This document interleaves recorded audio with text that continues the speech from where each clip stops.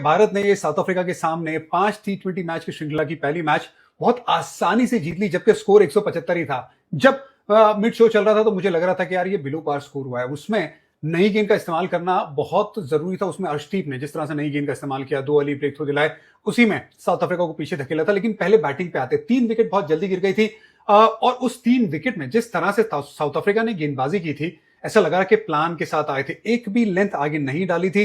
खास करके अभिषेक शर्मा को जिस तरह से प्लान किया था, क्या प्लान किया था, बिल्कुल भी रूम नहीं देना, लेन को अपनी तरफ करना। और इसी वजह से आपने कब देखा था पिछली बार के पावर प्ले खत्म हो गया है और वहीं पे अभिषेक शर्मा का स्कोर 20 से कम हो, वो देखने को मिला। मतलब पूरी तरह से बांध के रखा था और 20 के अंदर ही अभिषेक शर्मा को आउट कर दिया और ये देखने को मिलेगा। और इसी वजह से मैं चाह रहा था कि उनके सामने अगर प्लान हो, ज्यादा बेहतर प्लान हो, वो बेहतर है, ताकि अभिषेक शर्मा को भी उसे काउंटर करने का मौका मिले। वर्ल्ड कप से पहले पहले बिल्कुल वैसा ही देखने को मिला। दूसरा, जिस तरह से मुझे मेनली इस वीडियो में शुभमन गिल के बारे में बात करनी है, लेकिन ये 2-3 पॉइंट की बात करूंगा। लेकिन वो सबसे इंपॉर्टेंट बात है कि अभिषेक शर्मा के साथ जब शुभमन गिल खेलेंगे तो उनका रोल और माइंडसेट क्या होना चाहिए और उनको कैसे आगे बढ़ना चाहिए। देखिए, सबसे बड़ी बात, जिस तरह से 3 विकेट गिर गई थी भारत की, सूर्य कुमार यादव बिना ऑफ स्टंप की गेंद को लेग साइड पे खेलने चले गए। उनको ध्यान रखना होगा कि थोड़ा अपने आप को टाइम देंगे सीधा मारने के लिए। तो ऐसा तो नहीं है ना कि पूरी तरह से आउट ऑफ फॉर्म है। आउट ऑफ रन जरूर है सूर्य कुमार यादव, लेकिन थोड़ा सामने खेलने की कोशिश करे। जरूर उनकी ताकत लेग साइड है, अगर वहां पे गेंद मिलती है तो बिल्कुल खेलिए, लेकिन ऑफ साइड या ऑफ साइड के बाहर वाली जो गेंद है ना, उसको सीधा खेले। बिल्कुल वहीं पे आउट हुए। अब तिलक वर्मा अक्सर 20 रन हो जाते हैं ना तो छोड़ते नहीं है, लेकिन वो जो साझेदारी थी अक्षर पटेल और तिलक वर्मा के बीच में, तो वो साझेदारी ने बहुत हद तक 3 विकेट गिरने के बाद भारत की पारी को संभाला। लेकिन जिस तरह से हार्दिक पांड्या ने बैटिंग की, ऐसा लगा नहीं कि हार्दिक इंजरी के बाद वापस आ रहा है, क्योंकि हार्दिक ने जिस तरह से बैटिंग की, पूरी तरह से फॉर्म लगा, 85 से 90% कंट्रोल लगा। स्पिनर के सामने आते ही बड़े शॉट लगा, एक ही ओवर में 2-2, जहां पे लेंथ का इंतजार करता है। हार्दिक पांड्या की ताकत क्या है कि अगर लेंथ आगे मिले तो बड़ा शॉट वो लगाता है, और वहां से फिर फास्ट बॉलर के सामने भी 145 की गति को भी बहुत आसानी से कंट्रोल के साथ वो बल्लेबाजी, और वही डिफरेंस था इवेंचुअली जिस तरह से हार्दिक पांड्या की बल्लेबाजी थी। बहुत अच्छा फिनिश भी देखने को मिला वहां पे। जब गेंदबाजी की बात आई तो अर्शदीप ने बॉल का इस्तेमाल किया, बहुत अच्छे से स्विंग कराया, क्विंटन डिको को पहली ओवर में आउट कर दिया। अच्छी सीम पोजीशन, दोनों तरफ गेंद लहरा रहा है, कंट्रोल कमाल का देखने को मिलता है।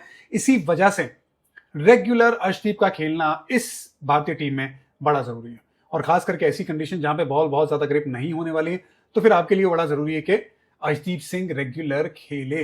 तो बुमराह का भी वहां पे गेंदबाजी बहुत अच्छी देखने को मिली। बुमराह ऐसे गेंदबाज बन गए जैसा कारनामा भारतीय क्रिकेट में किसी ने नहीं किया तेज गेंदबाजी में। एक ही मतलब खैर, तो ओवरऑल बन गए कि भाई वनडे में भी, टेस्ट मैच में भी और T20 में भी 100 विकेट लेने वाला गेंदबाज बन गया है। एब्सोल्यूट लेजेंडरी, इसमें कोई दो राय नहीं है। जिस तरह से उसका क्रिकेट चल रहा है, उम्मीद यही रहेगी ये फिट रहे। फिट रहेगा बंदा तो काबिलियत इसकी कोई आसपास भी नहीं है। और जब 3 फास्ट बॉलर हो जाते हैं ना हार्दिक के साथ, और साथ में शिवम दुबे भी, तो फिर बुमराह को चलाना बतौर सूर्य कुमार यादव, बतौर कैप्टन, बहुत जबरदस्त है। ऊपर 2 ओवर डलवानी है, 2 ओवर डलवाइए, 1 ओवर डलवानी है, 1 ओवर डलवाइए। बीच में गेम को पकड़ना है आपको, इमेजिन करके, प्रिडिक्ट करके, तो वैसा कर लीजिए। आखिरी में 2 ओवर तो आपको मिल ही जाएंगे फिर। इसीलिए 3 फास्ट बॉलर जसप्रीत बुमराह के साथ अर्शदीप और हार्दिक पांड्या, ये कॉम्बिनेशन मुझे बड़ा अच्छा लग रहा है। वरुण चक्रवर्ती पहली ओवर पावर प्ले में डाली उन्होंने, रन चले गए, लेकिन कमबैक किया। वो जबरदस्त कमबैक, क्योंकि वो दिखाता है ना कि वो जहनी तौर पे कितना मजबूत है। अक्षर पटेल ने भी माकरम को जिस तरह से आउट किया, वो काबिल तारीफ था। लेकिन जितेश शर्मा की हम बतौर विकेट कीपर तारीफ करेंगे। एक छोटा सा कैमियो खेला, बैटिंग खत्म होते होते 5 गेंदों में 10 रन नाबाद बनाए, लेकिन जिस तरह से कीपिंग की, आगे जाके डाइव लगाना इतना आसान है नहीं, स्पेशली इनसाइड एज को। तो उस लिहाज से बहुत अच्छी विकेट कीपिंग देखने को मिली। वरुण चक्रवर्ती की गेंदबाजी में भी जो अतिरिक्त उछाल के साथ लगभग आपकी चेस्ट के ऊपर आप दस्ताने ले जाके कैच पकड़ते हो, वो भी मुश्किल कैच है। लेकिन तीनों में एक ही चीज नजर आई है, बेस बहुत जबरदस्त बतौर विकेट कीपर। इसी वजह से eyes always on the ball, एकदम क्लियर कट केस था उनकी विकेट कीपिंग में, तो ये देख के बड़ा अच्छा लगा।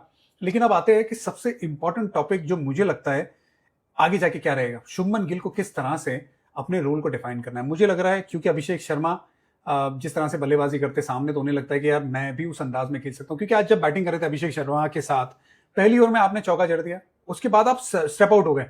आप दूसरी गेंद खेल रहे थे, पहला ही ओवर चल रहा था, आपकी वो गेम नहीं है। और T20 इंटरनेशनल क्रिकेट में फास्ट बॉलर के सामने स्टेप आउट होते कभी शुभमन गिल आउट नहीं हुए, तो ये पहली बार ऐसा हुआ है। इसका मतलब उनके जहन में क्या चल रहा है वो नजर आ रहा है। मेरे हिसाब से बहुत सिंपल है, संजू सैमसन को ना तो उनको फॉलो करना है, ना तो अभिषेक शर्मा को फॉलो करना है। He has to be the Shubman Gill which we all know. वो टाइमर है, टाइम करते बॉल को और उसी लिहाज से खेलते। अगर ये नहीं कर पाएंगे, अपना रोल नहीं अदा कर पाएंगे, जो उनका खेल है, उनका खेल टाइमिंग पे है, उनका खेल वो पहले रिस्क फ्री क्रिकेट खेल के रन बटोरना, ऐसा नहीं कि रिस्क नहीं लेना है तो रन नहीं बटोरना, रिस्क फ्री क्रिकेट खेल के ही रन बटोरना है, और फिर बाद में गेम की सिचुएशन है, पिच की जो कंडीशन है उसके लिहाज से आपको बैटिंग करनी है, वो आपका स्ट्राइक रेट ऊपर नीचे हो जाएगा। अभी भी आप करियर देखेंगे ना, इंटरनेशनल करियर में 140 का स्ट्राइक रेट है, वो स्ट्राइक रेट वैसा है, आ गया है नॉर्मल खेलते ही, उनकी गेम खेलते ही।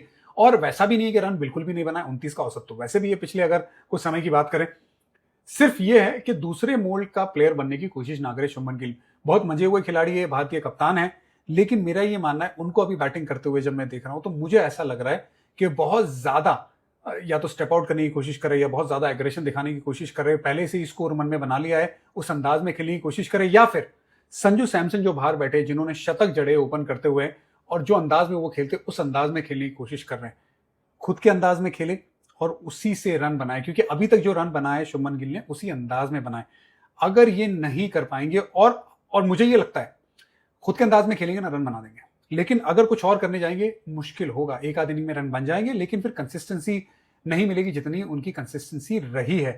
तो फिर संजू सैमसन जो बाहर बैठे हैं, जो मुझे लगता है कि संजू सैमसन अगर खेलते तो उनको ओपन ही करना चाहिए, तो फिर ये जहन में ना प्ले करे और ये टीम के लिए बेहतर नहीं है, क्योंकि अभी तो शुभमन गिल को मौका मिलेगा, क्योंकि शुभमन गिल को यहां पे आके आप चेंज करेंगे तो ना तो वो शुभमन गिल के लिए अच्छा है ना तो संजू सैमसन के लिए अच्छा है, क्योंकि वो भी दबाव में खेलेंगे जब वो खेलेंगे।